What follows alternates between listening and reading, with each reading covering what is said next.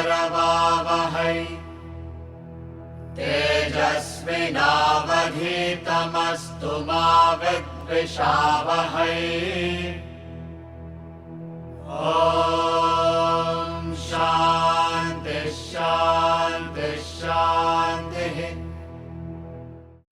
Yesterday we covered the basic tenets of Hinduism. Just a summary, these are the things that we covered yesterday.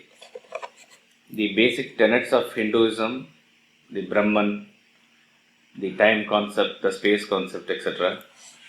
The pillars of the Hinduism, which is very important, Rita, Rina and Dharma, and performance of Dharma through Yajna, Dana, Tapa. Hinduism also caters to the pursuits of the world, so the Purusharthas comprise of your Dharma, Artha, Kama and Moksha. The first three are pursuits in the world, and liberation is the pursuit of transcendental reality beyond the world. Then we had an overview of Hinduism through statements from Vedas, which form the basis of how Hindu mind has been shaped over the centuries. We said it is the Amritasya Putraha is how we are addressed. Then you have Vasudhaiva Kutumbakam, whole world is one family. Ekam Sat Vipra Bahuda Vadanti, the truth is one, the wise declare it in many ways. Let noble thoughts come to us from all sides, lead us from light to darkness, from non-existence to existence, from mortality to immortality. And the prayers of all the Shanti mantras are directed towards not just welfare of human beings, but the welfare of all plants, animals and all beings that we can conceive of. Such is the Catholicity and universalism of the Hindu religion. Then we covered the bodies of knowledge, which comprised of the Vedas, the Vedanga and the Upanga. So these three sets form the entire Dharmasthana, or the sources of spiritual knowledge. And then if you include the four Upavedas, which is the Ayurveda, Arthaveda and Dhanurveda, and then Gandharva Veda and Sthapatya Veda, it contains the entire knowledge that is there available in the world. So these 18 are called as Vidyasthana. All the Vidyas are contained in this. And finally we concluded with what is the Darshana or philosophy as far as Hinduism is concerned. Darshana is a point of view. It is arrived after various deliberations and debates, and there are Shad Darshanas or 6 types of philosophy. In a broader sense, it includes materialism, which is Charvaka philosophy.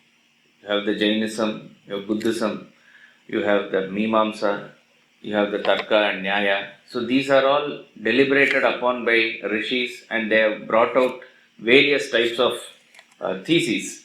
So based on whether you are following the Veda or not following the Veda, or you consider Vedas as the authority or not, whether you accept the supreme reality or not, different schools of thought have come and they debated over various periods of time. Various great masters appeared and they have established all these philosophies. So this is where we concluded. Now we will quickly go through what are some of the unique features of Hinduism. Dharma is an open architecture. We will little bit go into detail about this shortly. What is open architecture? Open architecture is how there is no closed field as to this is what Hinduism is. You can even improvise with your sadhana now. See, there are various gurus, cults which are coming up every now and then with certain practices. See, there was no such practice of Sudarshana Kriya, which the art of living master has done maybe 50 years back. But now it is being practiced by many, and that is also part of Hinduism. The way of yoga that has been taught by, let us say, Shri Vasudev Swami, that is something different, but that is also part of Hinduism. Nobody can say you should do or should not do, or you cannot do. There were in the 19th centuries great thinkers like Raja Ram Mohan Roy, Dayananda Saraswati, they all brought up with Arya Samaj and Brahma Samaj as though like a different set. They also had their basis on the Vedas. And there were followers for that also. So this type of open architecture will be there, but that open architecture is not completely elastic that you can include anything and everything. So we'll see in brief what that open architecture is. The main focus of Hinduism is that, as we have discussed in its outlook, that it's all accommodative. It respects others' way of worship and path, which is we call as mutual respect. This has to be differentiated from what is known as tolerance. When you use the word tolerance, because it is a very great word that is used, that I tolerate. When do you tolerate others? Only when others are inferior to you that you tolerate. Okay, tolerance is not the right word that we must use. We must use mutual respect. I respect your way of worship and I expect you to respect my way of worship. It is not that you have to follow what I say. You need not agree with what I say. But my way of worship, please don't interfere with that. That sort of practice is what Hinduism has been doing. Even if certain practices are not there in mainstream Hinduism, still they have been given their own place for that set of people to practice. Sati is a practice which we find mentioned in Mahabharata also. Very few have actually committed sati, but the Vedic mantras are there denouncing sati, and the relatives of the widow are asked to advise her not to commit. That sort of advice is given. Yet out of her own conviction, if somebody was going to perform it, nobody can stop it also. Now we have a law which has banned it. Okay, but in a way, if she has to privately do something in her home, nobody can do anything about it, and you can't say she cannot do it. That is her conviction. Now, this is not part of mainstream Hinduism, we find, but there is a mutual respect. I have just taken that as an example to say. Then, the greatness of Hinduism is that it is living continuity through great masters, seers, and sages who have appeared from time to time. This is very important to note because there is no centralized authority in Hinduism. When the Islamic invaders came, they thought and they saw the Somnath temple as a big center with all its glory and wealth and command over the people there. They thought if they destroy Somnath temple, then Hinduism is destroyed. Then it was not so. Then they saw Kashi. Aurangzeb went and attacked Kashi and said, then that will be the end of Hinduism. That is not so. Where is Hinduism centered? If you destroy what is there in Mecca and Medina, the whole foundation of Islam will be shattered. If Vatican is taken off, the Catholic Christians' faith will be shattered. So there is no centralized authority or a center which holds the sway over the entire Hindus.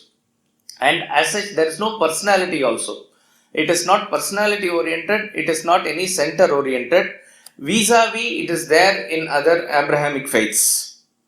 So, why do we get attracted to any form of religion or cult or a way of worship? Even in Hinduism, we have different sects. We have different ways of worship, different ideologies and thoughts and philosophy also. Even within Vedanta, there are many types of Vedanta. There is Advaita Vedanta, who consider Shankaracharya to be their guru, who revived and established that. Then much later came Ramanujacharya. He established Vishishta Advaita, which is qualified monism. Then came Madhvacharya, who had dualism. It is Dvaitam. Now, you see that people now in Karnataka are following Madhvacharya and Dvaitam philosophy. They will be following. There are many Vaishnavites who follow Ramanujacharya's philosophy and they call themselves Vaishnavites. Some people will call themselves Shankaracharya's followers. You have Shankara Math and other people who are following them. Now you ask them to explain the core detail or the exact philosophy of what Shankaracharya said. They will not be able to explain. What does Advaita Vedanta say? How does it differ with Vishishta Advaita? Where is subtle differences? They will not be able to say. But they have their Shraddha in that particular Guru, Master or the Parampara. All the Parampara of the Madhva Parampara till the Acharya who is there now in Udupi or the Shankara Mat Acharya who is there in Sringeri or Kanchi, people have faith, Shraddha in that particular Master. Therefore, how does a philosophy or ideology gets embedded in people's mind is not through bookish knowledge or arguments or debates or how one can explain or not explain. It is through Shraddha with a particular master. They see him faithful. Irrespective of whether that ideology may be technically not right also, if they see a sincerity in that approach, they are able to follow. This applies to even communism. Communism, incidentally, was considered a religion till 1910. All the Westerners take like that only. It has also got a book. It has also got certain Avatara Purushas as their founders, like that it is. Now, the original practicing communists, however deviated that philosophy is, they were sincere to the core and they really wish the welfare of the people. So, people get attracted towards the master. When Gandhiji had certain philosophy, it was also called as Gandhism, and many people tried to follow it. That is because they believed in the sincerity of Mahatma Gandhi. So therefore, the religion or the philosophy gets embedded in people's mind through the master. And Hinduism, and particularly in this country, India, we have been blessed with visitations of the great masters from time to time. They have kept the knowledge alive. One may not be able to go through the nuances of subtle debates and the philosophical points, but they have a Shraddha looking at that master. A Jain Muni may be there, a Buddhist monk can be there, a Shankaracharya can be there. All these people are able to inspire, and that is what keeps the religion alive. So, a living continuity through Seers is a very important facet of Hinduism. See, there are also saints in other religions. In Christianity, we find saints are there. According to the rule and the laws given, saints can be canonized only after their physical death. After 5 years, actually, minimum. Mother Teresa was given some exemption. 3 years after her death, she was made canonized as a saint. They have to give proof of their miracles, etc. What is interesting is, nobody is canonized into that by Vatican while living. You know the reason? Suppose if genuinely a mystic is there, he is practicing spirituality, he is trying to find the Atma or soul within his, he goes into the practices of meditation, etc. Then he will come out with a statement like Swami Ramtirtha that you need not go to church. The self is within you. This directly affects the authority of the Vatican. They will not allow it. So therefore, a saint is canonized only after his thing. So if the canonization itself is like this, without his personal experience, it is not possible for him to inspire others. So as much as we see an unbroken lineage in every parampara in this country for Hinduism, we don't find that anywhere else. Some of the real Sufi saints, because the Sufism as we understand, like Vedanta, it is not so. It is different, we will not go into it now. But some of the real saints, when they had contact with Indian culture, they studied the Upanishad and understood by living near great masters here. They understood certain statements like Tattvamasi and Aham Brahmasmi, I am God. And they went into the practice. And they also probably realized, or they were on the verge of realization, we do not know. They also translated that statements into Persian or Arabic like Anhalak, which means I am God, etc. They wanted to go to their people and convey the knowledge. They were not allowed to. Rather, in the name of religion, they were given death sentence. So, the ideology itself will not allow this type of an internal sadhana to prosper. If that doesn't happen, to pass it on to others through a living example is not that much possible. We see Buddhist monks, that's why I said, it's all happening within the Indic faith, Dharmic faith. We have Sikh gurus are there, Jain Munis are there, Indian saints are there, Hindu saints are there. The most important thing for them is this living continuity through sadhana. Then we have the oral tradition, not just Shruti or the Vedas, all songs, stories, Itihasa, Purana, they were not first published in books. So that ability to hear, retain and pass it on to others, it's called Karna Parampara. Through the years Parampara it was passed on. That had a lot of weightage. It also improved the memory, concentration and the retaining power of the listeners. Grandmother telling stories to grandchildren also falls under this category. It has a lot of weightage. Certain Puranas, certain episodes in the Itihasa and Purana, you will not find it in the original text, but you would have found it in certain Parampara Kathas like this. Another important facet of Hinduism is the concept of avatar. In other religions like Christianity or Islam, they talk about a particular time in which a prophet is sent, and he is the only prophet who is chosen by God, to whom the truth will be revealed in a particular way, at a particular time, etc. Here, the sages and saints, as I said, in tradition come and revive Dharma. When it goes beyond control, it is said that supreme reality itself will take any form to uphold Dharma at that point of time. So, the famous are the avatars of Vishnu, 10 avatars, out of which Rama and Krishna avatar are considered very great. So, they are not understood as people who are born to wipe off their karmic bondage. They are amongst us, living like us, looking like us, but absolutely have no bondage at all. They have just come as somebody to uplift the humanity. Like a boat in the ocean, the fish are seeing the boat as some other big creature that is there. It's a big creature, but it's also something like us in the ocean. But the fish is caught in ocean, it cannot come out of ocean. On the other hand, the boat is used for crossing the people from one side of the shore to the other side of the shore.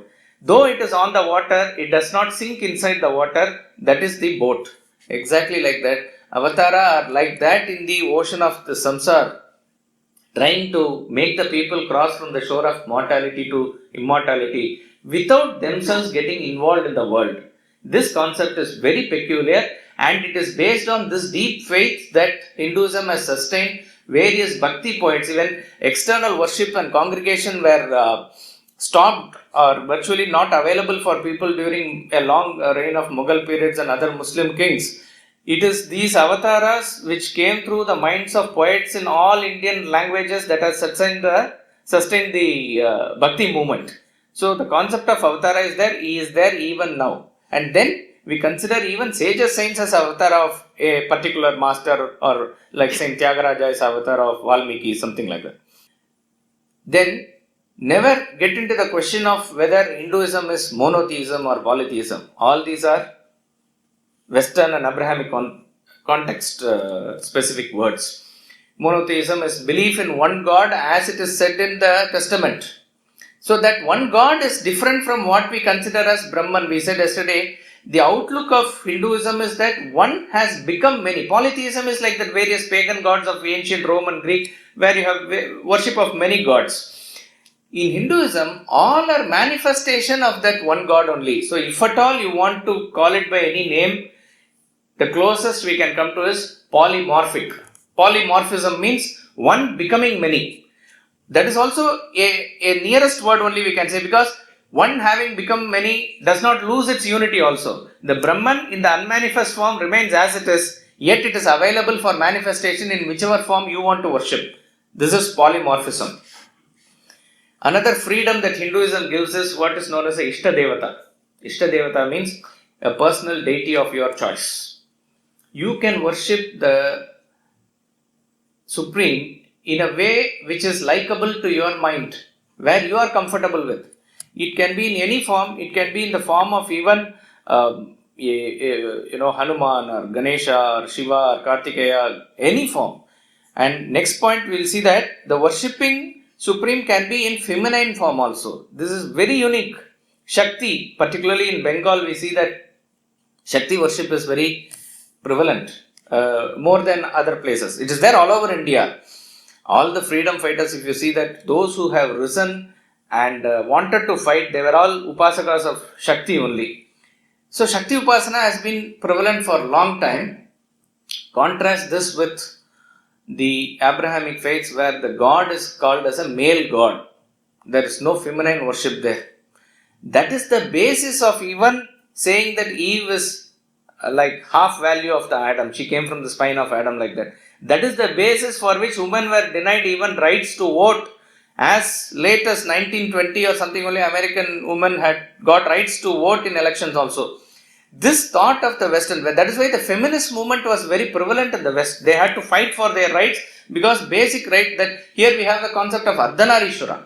You can worship God as a male, female or a combination of both. So Shakti is equivalent to Shiva is a concept that is there. So right from day one when we had elections, there was no debate or question. Women also had a right to vote. So God can be worshipped in any form.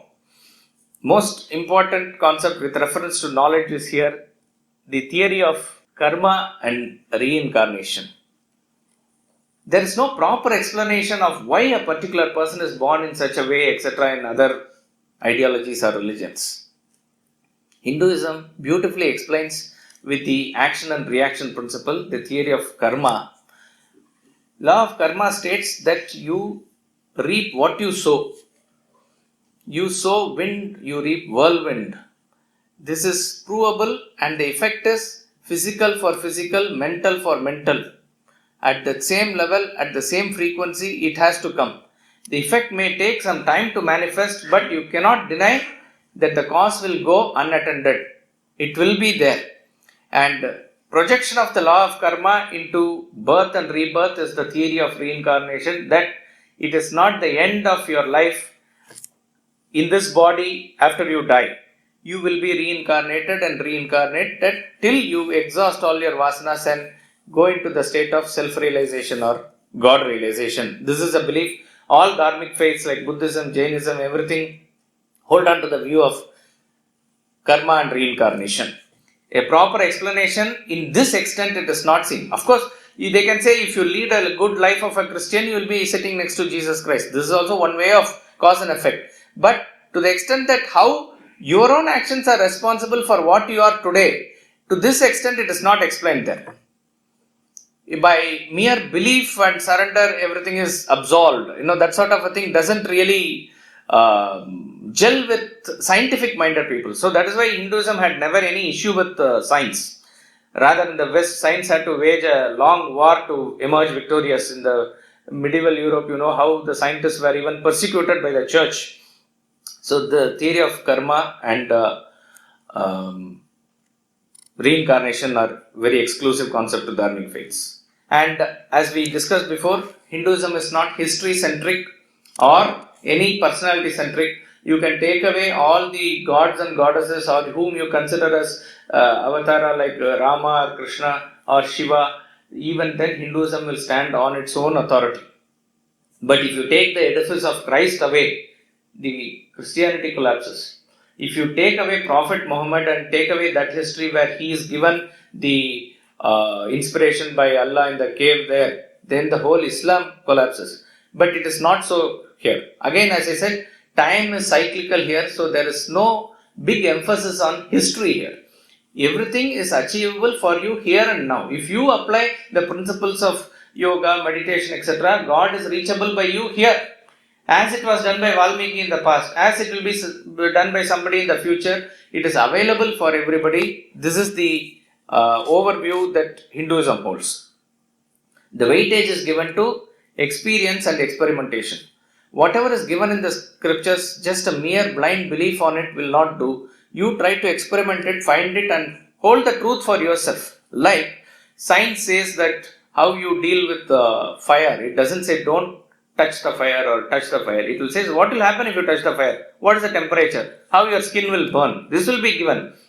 You experiment and find out, or with knowledge you reflect and find out. Like that, reflection and experimentation are given more weightage. So the rishis went into inner sciences of their own personality and came up with various yoga and other techniques that has more weight. That is why we say, irrespective of what the shastras, whether people understand it or not, it is the self-realized masters. Ramana Maharshi had no formal education or a sadhana in his lifetime, but he realized the self. Later, his experiences, he said, were corroborated by the Upanishads and the Vedas. So there is no, not all can become Ramana Maharshi straight away, but there is a lot of weightage for experimentation and experience. And self-realization is the ultimate goal. Self-realization or God-realization is understanding your own personality, realizing your true nature. Satchit Ananda, that I am, that realization is called as, that is the ultimate goal of human being, and that can be achieved by you here and now, while living. It is not something after death or after the end of the times, etc. It is achievable here and now. That person who is realized while living, an enlightened person, is called as a Jivan Mukta. Lastly, this again we cannot go into detail because it needs a separate lecture by itself. Based on the guna and karma, people, meaning the religion has broadly three functions. One is to declare the truth, which philosophy does. Another is the theology, which deals with how you worship with God, etc. Third is how people interact with people and how the society runs, sociology. Probably Hinduism is very scientific in that, though it is universal in terms of segregation of people according to gunas. But to read that and put them into compartments and make the whole society function as a system, and which is being continued in some form or the other till today, it is the success of the Varnashrama system. It is not based on birth, it is based on guna and karma. But as I said, we will not be able to go into detail, but it is a very scientific system based on the laws of nature. These are certain unique features of Hinduism. As I said, Hinduism remains as a open architecture. What is open architecture? Just take an example of a computer. Internet is there and the computer is there. You want to, this analogy is given by Rajiv Malhotra. He says, computer is used for research purposes by great software engineers or hardware engineers also. That is one aspect. But computers is a must for everybody in their lives now. Nobody can run their lives now without computer. It has become an integral part of our life. Whether you send emails, whether you do Tally or Excel, Word, write a letter, each and everything, or you have a web program, Skype, you talk with others, computer is a must. Now, exactly like that, whether you want, as you said, pursuits of the world or pursuit of God or anything, there needs to be certain laws. So the entire thing is given under the idea of Hinduism. The computer is made by aligning various components. You have the screen, you have the printer, you have keyboard, you have the hard disk, you have the software in it, etc. Now, if you are an expert, you can buy a screen, you can buy a keyboard, you can buy mouse, everything, and then you can assemble it yourself and use it. And there are varieties of components to choose from, brands to choose from. If you are an expert, you can do it. If you are not an expert, what do? You go to a pre-packaged system and you buy it. The person who is going to recommend that and install it for you, he has three functions. First of all, he is an expert to know what he is doing. Second is, he understands your needs and purpose, and then he is there to train you also. See, suppose you say, I need Tally as accountant only, computer only for Tally. Then he needs to only basically configure that. Now I am a person who is a software engineer, I want various languages and other things. Then the purpose is different. So somebody says only to watch movies I want. Then the purpose is different. So he has to understand what the purpose is for and he configures accordingly. And then he also explains to you how to do it, what switches to on, which command to run, and then you are comfortable there. Third is, he identifies himself with a brand. It can be a HP, it can be Dell, or it can be Toshiba, whatever it is. Now, this customization for advanced spiritual practitioners is what Hinduism says, that if you are Of course, we need not even talk about as high as Ramana Maharishi. If you know what type of a karma that you need to do, what type of bhakti practices you need to do, or meditation you need to do, or books you need to read in terms of knowledge, you can combine the practices and sadhana for yourself. You need not approach anyone. It gives you that freedom to do what you want. You can have a yoga, you can do whatever you want. But most of us who are at a stage where we do not have that capacity by ourselves, we have to go and surrender to a master, and that he will give a pre-packaged solution. So, he is first of all an expert. You are going to surrender to somebody whose intellect is superior to you, who understands you, etc. He is the Guru. And he combines various sadhanas based on your guna and temperament. He understands. Maybe he interviews you or he moves with you and he knows you. Then he gives a pre-packaged solution.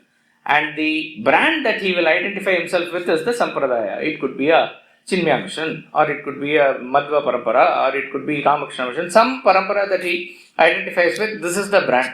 So, based on which you can continue your sadhana and you can keep him as a referral guidance. Whenever there is any problem, you can call that person. He will come and sort out the thing. Also, in computers and internet, we see that there is an ongoing research and evolution. What was a computer 50 years back, 25 years back, and now we need exactly like that. There has been a continuous evolution in terms of your mind sciences and understanding and various ways. That's why I said even certain breathing techniques are all even now they are evolving. Certain yoga practices are evolving. Certain ways of interpreting Vedas, Bhagavad Gita, that is evolving. So this is why it is called as an open architecture. Open architecture means you can build it in a way that you want. It's not that it's final still. There is still scope for improvisation. There is no centralized mechanism. Where is internet located? Where means where? Wherever there is a computer, it is there everywhere. But just because it is there everywhere, it is not open for anything and everything to be downloaded in it, isn't it? Even when internet is there, which is giving you sort of infinite freedom to do whatever you want, you cannot, let us say, download a virus or something which is going to affect you and probably affect the other users also. So the virus is like something which will not go along with the system that you are having. Similarly, there is enough scope in Hinduism to do what you want. It is open and it is internet. There is no centralized authority or anything. But there are certain things which are going to be anti-dharmic, anti-Hinduism, that cannot be formed part of Hinduism. And lastly, it is not history-centric. To understand the computer or internet, you need not find out the history of who invented computer. Charles Babbage, you have to first worship him and make him as authority, or Bill Gates or somebody like that. It is not so. You can just go, take it up and apply like this. So if you understand this computer analogy, you will probably understand what the open architecture of Hinduism is all about. Now, broadly we classify religions into two here. Again, it's not an exhaustive classification. For the purpose of our understanding, we say the dharmic faiths are Hinduism, Buddhism, Jainism, Sikhism, etc., which are founded in India and more or less having basic principles. Very subtle differences in highest philosophy or certain things may be different. Otherwise, by and large, they are same. And then you have the Abrahamic faiths, which comprise of Judaism, Christianity, and Islam. As I said, it's not exhaustive. We have not taken Confucianism, let's say, or Shinto religion or Zoroastrianism. Various things are there. These three are based on why they are called Abrahamic faiths. It comes from that lineage. Now, even though Muslims accept Jesus as one of the prophets in the lineage, they don't consider him as the ultimate authority. They say the final authority or prophet is Prophet Muhammad, and there cannot be anybody after that, because he himself has said, meaning in the Quran itself it has said like that it is. So in other words, this is the latest version of computer, there cannot be any more further improvement over this, is fixed, like that it is. So we find that there is a lot of tension, and as far as Christians are concerned, it is not enough if you just say that Jesus is a avatar or a prophet. No, he is the Son of God. That you have to accept. Otherwise, why is there a tension between Muslims and Christians? When Muslims are saying it's a prophet, no, it's not prophet. He is the Son of God and the only Son of God. He has appeared 2000 years before, and He has atoned for all our sins, future sins of all the people who are going to be born later. It really doesn't gel with any person who thinks logically, but this is the belief. So therefore, there are always constant tensions and differences between these two faiths. The Hindu mind accepts everything as divinity because that is how it has been, as I said, molded for centuries together. That is not the case with others. So, Sarva Dharma Samabhava, everything is one and the same. Even there are some people who have Jesus Christ picture in the puja room, or they may have that, that Dargah picture or something there, and they worship. It is all fine. So, there is no problem as it is when you are worshipping anything of your choice. Where does the problem or tension arise? It arises when your form of worship interferes with others. Now, if the right of the other religion says that I can convert you by any choice, I can make you, come into my religion by force, etc., where you are either coercing me by force, coercing me with certain lollipops that you give, that is where the tension comes. And we see that wherever there are such instances in history, there has been bloodshed. That is why they say religion has caused maximum wars, maximum bloodshed in the humanity. The Western perspective of religion is that, quickly we'll go through, it must be based on a single canon of scripture given by a God in a precisely defined point of history. It also involves worship in the divine, but this divine is distinct from the individual and the cosmos. That is why core Christian groups are opposed to yoga, because this body is inherently sinful. If you say Atma is within the body, try to find out and all, they won't accept. Body is sinful because this body is a product of the original sin of Adam and Eve. From that parampara it comes, like that they say. So this is a concept that they follow, and therefore the God is different from you. God is different from the world. It sees only transcendent. In Brahman is both immanent and transcendent. And you have to be governed by a certain authority, like church. You must be a formal member of certain. So you Greek church, this church, like that, various membership is there, and you will be presided by a clergyman, and you have a standard set of rituals that you follow. This is the understanding of religion. That is why they are not able to understand when Hindu says we have many gods, we have many books, there is no authority, means what sort of religion? Meaning there is no traffic rule, and how will you drive in the road? This sort of a picture they have. A Indian mind is very comfortable with the chaos like in a forest, but in a desert religion it is not so. This is the difference between these two. Skip the next 4 because it is going to take time if we explain what is the difference between Dharma. Now, despite all these things, if you insist that a Hindu defines who is a Hindu, he really cannot. He thinks that the question itself is silly or absurd. What is a Hindu? Who is a Hindu? How can we say? We know that the Hindu name is given with reference to a geographical location beyond the river Sindhu, and Hindu itself is a Persian name, which is fine. You can use that word Hindu, nothing wrong with it. Some people take the two extremes. One extreme is that they reject everything apart from the core orthodoxy, and there is no flexibility, as it were. Some people are there to say, considering the jati of Vivekananda, he is not a real Hindu, like that type of extreme. Very few, but that extreme we will reject. That is not to be defined. Hinduism has to not to be defined that way. Another extreme is, it is extremely elastic. Anything and everything will fall under Hinduism. Hip hop Hinduism. You can do anything and that is Hinduism. This extreme also we will reject because certain points which are anti-Hindu cannot be incorporated into Hinduism, for example. Okay. So if you take away these two extremes, somewhere in the middle, and as I said, it's an open architecture. But when pressed for answers, some people give certain silly arguments or answers. Most common answer, if you ask a person who is a Hindu, what is Hinduism? What is the answer you get? Living in India. Way of life, correct. Way of life. What is way of life? Even Osama bin Laden had a way of life. A dog has a dog's way of life. Can it be called Hinduism? An alcoholic has an alcoholic way of life. It is a way of life. If you ask what is this podium, define this podium, you say it is a combination of atoms. It is correct, it is combination of atoms, but can it define podium? The combination of atom can be for the screen also, for the everybody. Each one of us is combination of atoms, but that cannot be a definition. So it is a very general thing. So Hinduism is a way of life, cannot be a real definition. And various people say that Hinduism has stood for more than 5,000 years. Nothing will happen, don't worry. This sort of a thing they say.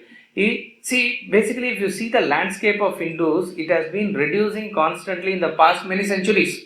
Right from the Central Asia, Afghanistan to Bali, it was this one whole area where this was in practice. Okay. Now we are reduced to less than nearly 1/3 of that region, and constantly encroachment is happening. Now we may ask, what are you talking about landscape and the religion? If there is no place for you to practice the religion, where are you going to practice and how are you going to hold the culture? We see what is happening to Tibet in our lifetime in front of our eyes. It has been swallowed by China. The Tibetans are there spread everywhere. Where do they really practice? And then the mixture of culture, everything will happen, and slowly one will get swallowed by the other. So there will be no Tibetan or that type of a Buddhist culture. So it is wrong to assume that it will all stand by itself and we need not do anything about it. Kings and various people, rishis have fought for, ahimsa paramo dharma. Yesterday we said in common dharma, ahimsa is there. But Hinduism gives equal weightage for himsa also, as long as it is used for protection of dharma. So therefore, just to say that 5,000 years, 7,000 years, and it will just by saying past glory, that is not a way to approach it. Now, Hinduism will be there till the last man is standing, correct? But we need not wait till that. Absolute truth, they say, is immutable. Why do you get into all this quibbles and quarrels and philosophy? Absolute truth is absolute. Nobody can deny it. Let anybody come and say anything, that will not affect the absolute truth. Had Shankaracharya taken that stance, he would not have gone to all four corners of India and established mutts. He would not have called people for debates and made them convert and understand what the truth is. So absolute truth is absolute is at the absolute level. At the practical level, what has to be understood and practiced must be there in propagation also. Even Upanishad says, Swadhyaya pravachanabhyam na pramatidavyam. Do not leave your self-study and pravachana, propagation, and your practice. By practice only it will come. Now, people say, this is what, the next point is also, I have to resolve it for myself. Self-realization is important. It is correct, self-realization is important, your inner sadhana is important, but you must also know how to deal with the world. Suppose if the external environment is so unconducive that you cannot do anything, suppose they say there is a ban for even talk like this, etc. Where is the question of even doing pravachana or your sadhana according to your gunas? It is not possible. Extremity of Neo-Vedantins with half-baked understanding, they say the world is all an illusion. Why worry about anything in this dream? It's all one thing. But as long as you are in the dream, better play by the rules of the dream. You cannot simply wish away everything just as a dream, because now if a snake comes, you will run away. You cannot say snake is an illusion or a dream. Snake is very real. The pain is very real. So better deal with the snake. It's a poisonous snake properly. And again, everybody is a Hindu except those who call themselves non-Hindus. All this, who are you to give a certificate like that? So all this does not give a proper definition of Hindu. And Hindutva as a way of life is different from Hinduism, is what some people say. And they are very easy to say, there is no place for fundamentalism in Hinduism, obviously. Hindutva is fundamentalism, Hinduism is proper Hinduism.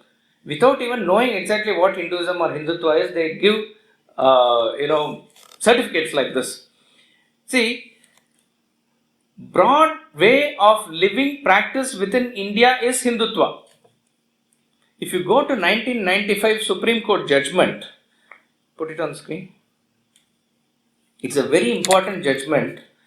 Unfortunately, this type of a narrative should have where our direction should have taken in this type of narrative, but more and more politicizing and making that word a dirty word, Hindutva has become a anti-Hinduism, that sort of framework that it has been fitted into.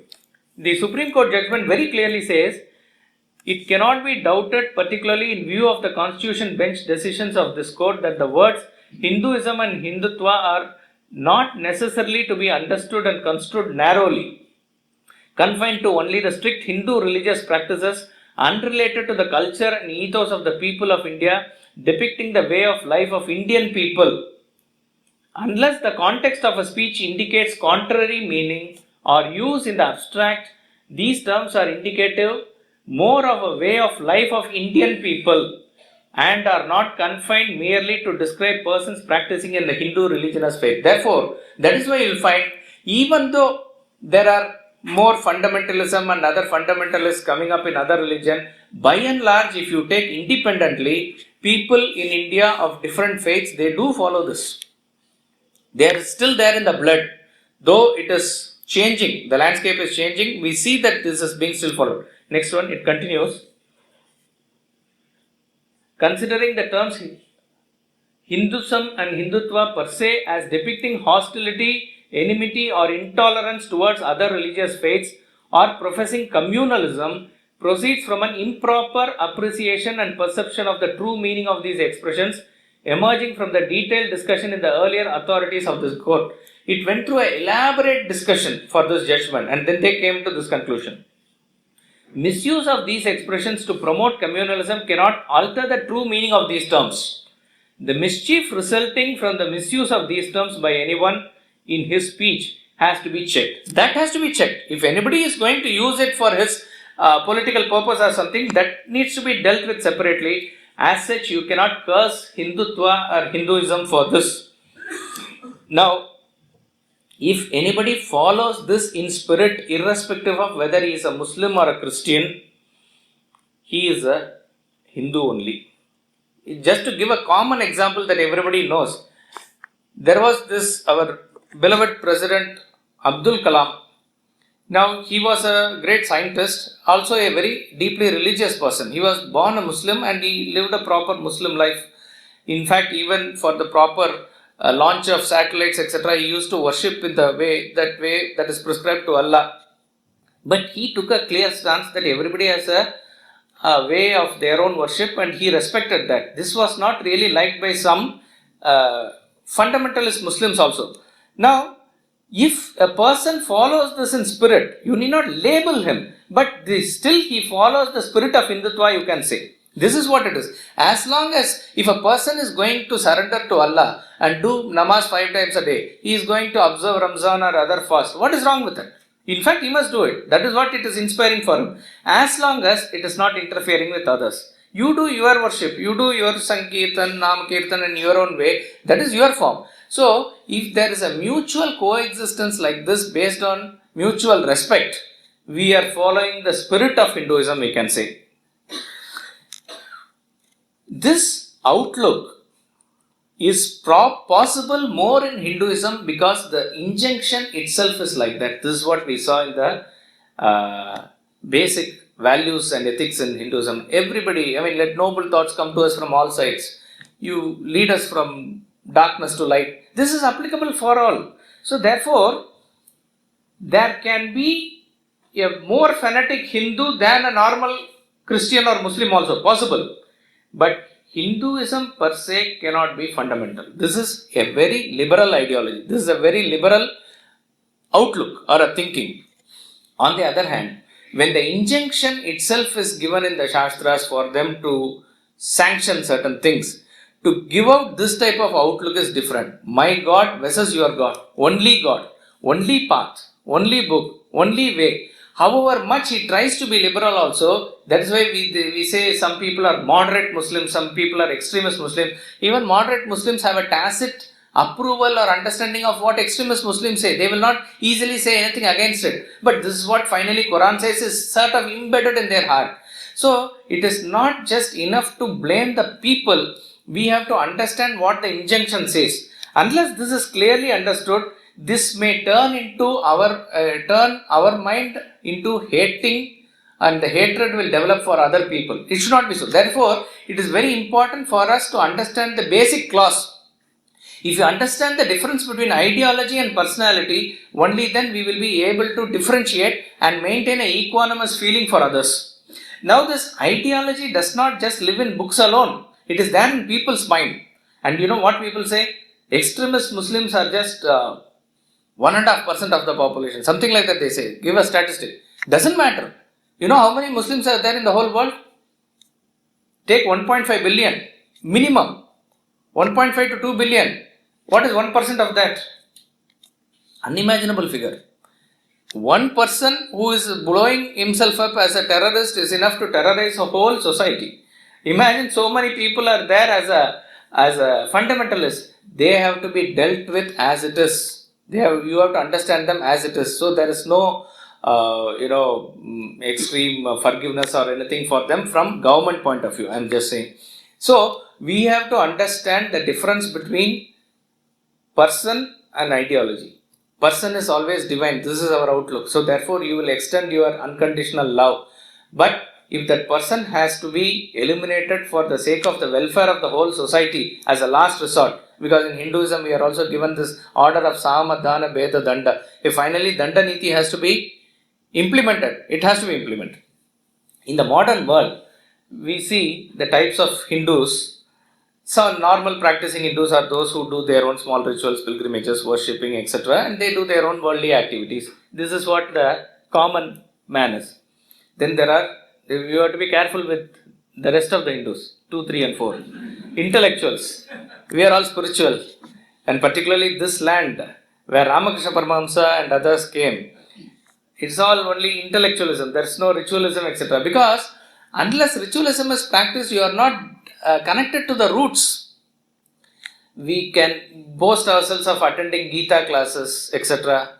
But to bring it into practice, there has to be a connection. So one is spiritual people and intellectual people, and because of non-practicing and non-association with satsang in a proper way, they may look down upon others who are practicing as somebody inferior. One has to be careful, particularly those who are into Vedanta classes. Be very careful about it. Chest thumping Hindu. These are only talking about the glory of Hinduism. We belong to this and that, and they are always in a very aggressive mode. So that type of Hindu. Hindus in name only. Their name is only Hindu. Most of the liberal, pseudo-secularists, etc. fall into this category. They are very proud, beef-eating Hindus. They will say the blood has to be dripping. They will say, what does they quote Vedas. In Vedic time they used to have all this. I mean, a cow which has been an object of worship for more than 5,000 years, you will follow everything that was there, even assuming, it's a big assumption that Indians were beef eaters in the pre-Vedic age, etc. It is not so. Even those who quote Vivekananda, there has been enough and more evidence to show the contrary point. But assuming that also, you will do everything that they did and the life that they lived. That's why I said there is something called as Yuga Dharma also.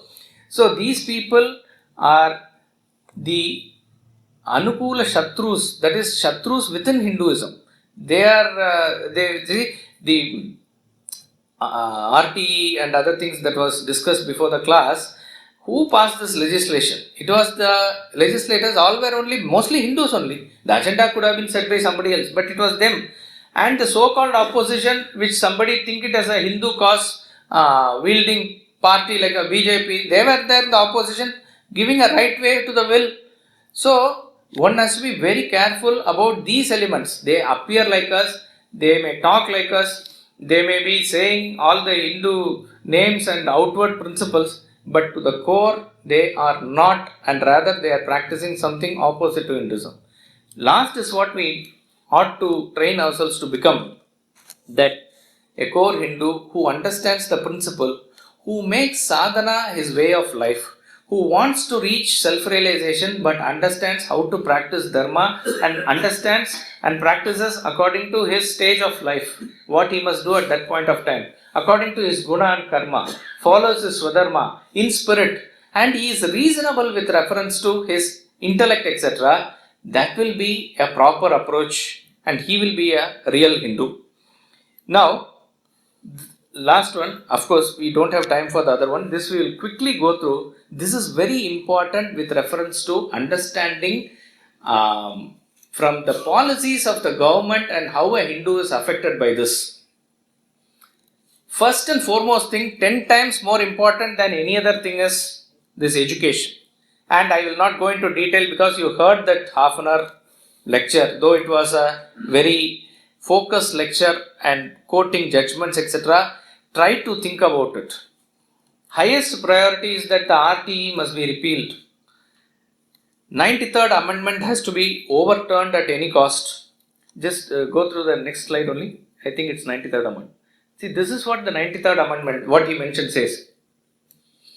Nothing in this article or in subclause G, clause 1 of 19 shall prevent the state from making any special provision by law for the advancement of any socially and educationally backward classes of citizens or for the scheduled castes or scheduled tribes insofar as such special provisions relate to their admission to educational institutions, including private educational institutions, whether aided or unaided by the state.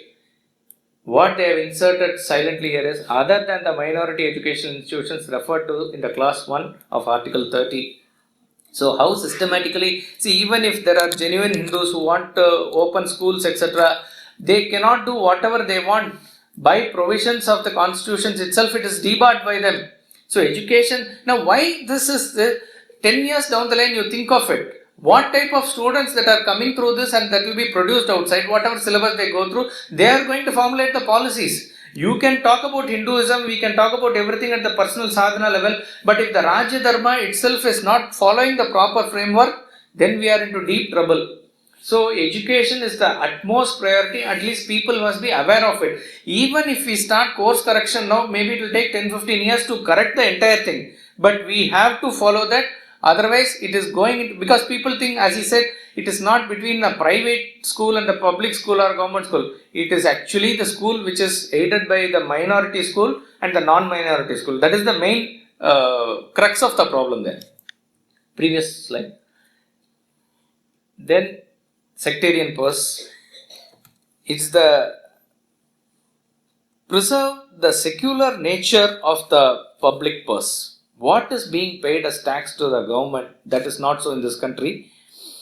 It is just not about Hajj and the public goods subsidy, etc. like that. That means you pay all the tax and it is used for certain set of people only. It is even public goods like scholarship, schools, loans. These are being blindly disbursed in that way. Now, the solution is to absorb the part into the whole. There must be no separate programs. There has to be equitable distribution within the program. This must be made very explicit and clear. People must understand how much is being spent, what it is being spent for. There must be openness about it. See, one test for whether it is a right law, right frame of constitution, etc. is that there will be no secrecy about it. When government is doing something very secret where you are confused, where they use the words which are very flowery, etc., that means they are doing some dealing in the back door. Like that it is. So one thing is sectarian purse, how the funds that are collected from all people has to be equitably used for all people. Quota. See, the idea of India, people call the idea of India, big thing they say.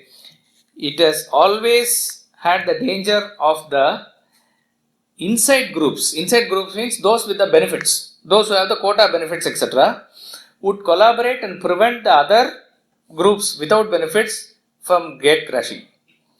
That means somebody has a quota, backward caste, etc., and somebody else has. So they will say, if Jats say that we want a quota, and they will start agitating for it.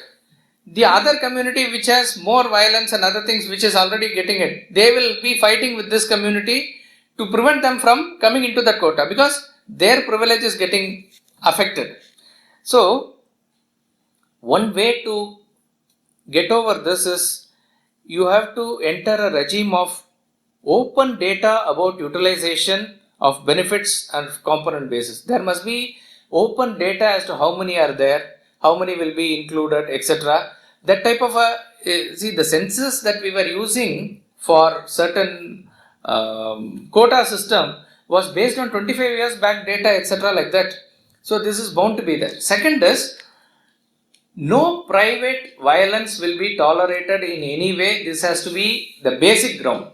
If that is not there, each person with a certain amount of people in their hand will take law into their own hands. Once the violence, if somebody asks if he is getting a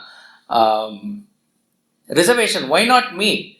It doesn't have a proper answer. So our system is in such a way that it is too complicated that it is not possible. And yet, in state like Tamil Nadu, 69% is still allotted for backward caste, and the real backward caste or others are not benefited. The creamy layer who are at the top of the rung, they are already benefited. Yet the government will not touch despite Supreme Court judgment, because it's a heavy vote bank. So a open discussion and come out of this is very important. Fourth is temple. See, for a shot at self-correction, Hindu society must have the control over its religious institutions. Here it is not the case. All the temple wealth is appropriated for secular purposes. On the other hand, church can run its own schools, it can have its own medical facilities. So there will be a conservation of the other flock, and that is why many temples with their grandeur and all their history, they are not able to maintain themselves even properly. And the temples which are supposed to do other things like, let's say, cow protection, other things, Veda Patashala, etc., they are not able to do because they are not able to pay even the salary properly. And the salary is fixed by the government. So the temple's authority must come into the Hindu hands, Hindu temples. The meaning there has to be an equal playground. That's all we are saying.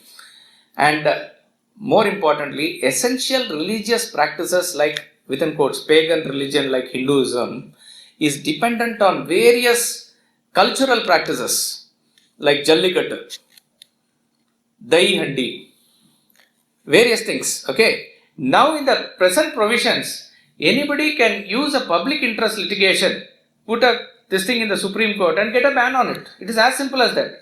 At least they must be under the provisions of law by which, if at all anybody finds anything wrong in it, it has to go through legislation, through parliament. Such at least some small strict provisions like that, it has to be there.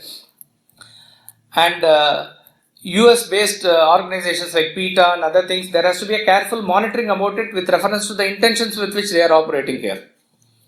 Very important, with the present boiling that is going on in cow slaughter, etc., we need to have actually better laws. There are various states in United States, majority of states, they have implemented law against horse meat or horse slaughter. It's just not possible because it has to do with the religious sentiments and other sentiments of various people. Now, except for some people who want to continue their own food habits for long, it is okay. Otherwise, there has to be a respect or sentiment for the worship of the majority of people there. Now the present laws are not very clear on this, and the cost also must be borne by the Hindus because they consider themselves cows to be the god, etc. Because there are various, even there was an Imam of Pakistan who was recently talking, even he quoted various science journals to say why we must stop eating beef, where the whole world is turning away from non-vegetarianism and particularly beef eating, etc. We are just promoting it just to insult the majority sentiments. That must be clear. See, recently in Kerala, a cow was slaughtered, just because they misunderstood the provisions of what the government was saying. Poor creature. For no reason it was dead. And the way in which it was treated, etc. If the proper laws are not clearly defined here, then it is going to be a very difficult proposition, because it is Tirukural, one of the great texts in Tamil, considered Tamil Vedas. It says, it is talking about cow, but it can generally relate to all cattle, but cows have a very special. I am not saying that all other animals are available, so you do whatever you want with it. No, as I said, Hindus' outlook is that everything is divine. Everything. That is the difference between, because there are some vegans in the West who are more strict than what a vegetarian will also follow. But you know how they take it up and practice it? Once they understand doing this is harmful for their health, from the nature's point of view, they will do it. But when we do it from the point of view of it is divinity. You see into the eyes of the cow and then you want to kill it and eat it. It's great. You have guts. But that is not the case. It is only to various Muslim kings and Mughals, etc. They made it a point to slaughter cows only to insult Hindus, and those who convert must prove themselves by eating cow meat. Various sects all over India, in Bengal, in Punjab, Namdari Sikhs gave up their lives for cow protection. One Swami always says that we don't worship Krishna because we don't worship cows because it was playing with Krishna. We worship Krishna because he was playing with cows. Cows hold a very strong sentimental value. It is Lakshmi herself, like that it is. So Thiruvalluvar says in Thirukural, "A payan kundrum Arutolor Nool Marapar Kavalan Kavaninin." If the government or the king doesn't protect, then the helpfulness of the cow will reduce, and the true Brahmins will, Arutolor or Brahmins, they will forget the Vedas, and that will lead to a complete chaos in the society. So these are the things that we need to have awareness about. In your discussions with your friends, talk about it, bring out the truth to the public, because what we see in the media cannot be the we cannot expect real analysis and real truth to come. They want to extend their own hegemony in the way that they have been enjoying all these years. So social media is there, you have your friend circle, try to discuss about this and create a awareness about this amongst the Hindus. Finally, what is the way forward? Sorry, I have extended by 10 minutes, I'll just quickly finish. Have utmost faith in Brahman or God. That is the fundamental of Hinduism. And the Vedas are the highest authority, and the law of karma that we must not ever forget. Lay more emphasis on thinking and development of intellect. Swamiji, our Swami Parthasarathi, always has been saying this for now decades together. There's no other way except to invest your time a little bit early in the morning in studying the books that he has written to develop original thinking and clarity. Even if you have to listen to that person, you need not blindly accept whatever he says, but you must understand how to contact the right people and get the right information, how to analyze it properly, for which intellect development is a must. It is not important, it is a necessity. Make your life into a sadhana, only by which you can inculcate these values into children and others. If we are not trying to practice with Shraddha, we cannot expect it to be inculcated in children, etc. And use stories. We have classes for children, we kids, Chinmaya Mission has, various people have. Use those methods to inculcate, because limited education can only be got from schools. The real education is from the parents at home. They are spending a lot of time with you, so it must be slowly inculcated by example, by your living example into them. Whatever inspires you, as I said, it could be a cow, it could be a temple, it could be Vedic Patashala, it could be anything. Whatever Hindu cause or a cause of Vedanta like this, whichever way it inspires you, you donate, you try to associate yourself with that cause, do some physical work for them. It is to help the Hindu cause. And some amount of Purva Paksha means, as I discussed yesterday, the point of view of seeing everything from the other's point of view. This tradition we had in Hinduism, Shankaracharya and all Buddhist scholars, everybody did it up to a point. It was there. When Islamic and Christian invasions and the people came, we forgot to use this technique against them, reversing the gaze. We were very happy when they saw it as and they were studying us. They made a thorough study of us. That is how they were able to understand how the Hindus operate. They were able to rule us for centuries together. We thought everything is one and the same. See, there were many Hindu kings who were great gallant fighters, and at the crux of the time of battle, many Muslim warriors in their own army, they turned against them.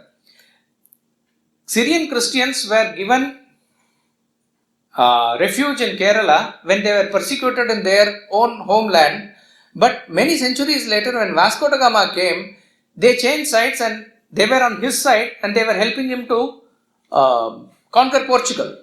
Now, if you have to understand why they are acting like this, what is the psychology behind it, then you will going to understand what is their scripture, who is mandating them to do like this. Is Loyalty to the country more important or loyalty to the religion more important? How they treat it. You have to understand it from your point of view. Only then you will have proper safeguard. This technique is called as Purva Paksha, understanding others from your point of view. Understanding them as it is. Then you will exactly know how to take safeguards against them. Okay, the books to read, as I said, for most of you who have attended Swamiji's lectures will know, this is the order. There is a book called The Fall of the Human Intellect, which is the basic book which introduces intellect and basic concepts. Holocaust of Attachment talks about the deadly nature of all the values, everything we have at this level, but if the mind is caught up in some silly attachments, it is not available. So what is the deadly nature of this mind, how the attachment works, and what is the way out of it is discussed in the second book. Many who are running offices, etc., will get benefited from governing business and relationships at the end, relating with social relationships and marital relationships, children, etc., is discussed here. Finally, Vedanta treatise is an exhaustive treatise comprising of A to Z of the entire Vedanta philosophy. These 4 books must be good enough to have an overall picture of what Vedanta is all about, how to keep your sadhana, and how to develop your thinking. Lastly, at least we can do these things in our usage. It's a very simple thing, because what we unconsciously use in sometimes that gets into our system. See, many devout Muslims, they have nothing to do with terrorism, they have nothing to do with any ideology. They become devout Muslims and start growing beard and shave off the mustache, right? You have seen even Inzamamul Haq and others. If you go into the root of how this practice came, it came from a very, very wrong ideology, but they don't know it. But it has just become like a practice. It is like how a child says, rain, rain, go away, come again another day. This poem would have been very apt in England, where probably it is raining all the time. Why will we not want rain here? But it has come into the system of the thing. So whenever rain comes, it says, rain, rain, go away. That is the thing that psychologically goes into its mind. So, of course, God is a term that we always use, but better word to use for us is Ishvara or Bhagavan. Never use God fearing, because God has to be feared only in Abrahamic faiths. For us, it's God loving. If at all you want to fear something, fear only the effects of law of karma. If you fear law of karma, you need not fear anything else. Soul, a definition of soul in Christian way is different. Atma we have to use. Soul is something that will wait for the judgment at the end of the day, times. That is something different. When people die, you send a SMS, WhatsApp, RIP. Easy to write. Rest in peace. As far as Atma is concerned, it's always in peace. You need not ask it to rest in peace. So better say Om Shanti or let it go to a good Sadgati or something like that. Never use the word mythology for Itihasa or Purana. Mythology is coming from myth, which is false. It is not so. Itihasa means Itiha-asa. Thus it happened. With certainty. It's history. Purana, we said yesterday, what's Purana? Sacrifice is a word that is used for yajna. The Christian notion of sacrifice is something different. Yajna is to raise your consciousness to a different level. Idol worship, they say. We are all idolaters. Idol worship. No, idol is something different. Again, we won't go into the detail now. Murti or Pratima is a right word that you can use. Caste, again, it comes from a Portuguese Spanish term, casta, which is different in meaning. We can use Varna and Jati. Varna is different from Jati, but people use caste for these two. Salvation, again, is different from what we understand as moksha or liberation. And practices like blowing of candles on a birthday, which is because anything blowing off a fire is considered inauspicious. Lighting fire is asatoma sadgamaya, tamasoma jyotirgamaya, that sort of a thing. So these may seem very silly practices, simple practices, but it has profound understanding, because the word and the meaning are inseparable. That's what Kalidasa says. So when we use the word, eventually, whether you know the meaning or not, eventually that will get into your system. So it is better to be conscious of what words we use, and the spirit is not lost in translation or anything. So it is not that even as we are saying in lecture, when a point comes where we have to use soul, we can always use Atma. There is nothing against English, please. English is our language, no, it is second language. You can say everybody to learn English and communicate with others, it's okay. But to use non-translatable Indian terms, Sanskrit terms is a must as far as our way of life is concerned. See, that's a simple thing. There are some Orthodox families who maintain cleanliness by not doing what is known as juta. What do you say that in English? You can't say. Juta is juta only. Like that it is. You have to use terms that you wish to live and propagate, and that is how it has to be continued. For those who are interested, the 3-year e-learning program is there of what we do in Vedanta Academy. All the lectures are videographed and it is available over internet. Obviously, there is a charge and everything to be paid, but it is a very useful program for serious seekers. Those who are interested, they can go into this website and see elearning.vedantaworld.org. Thank you very much. More permission.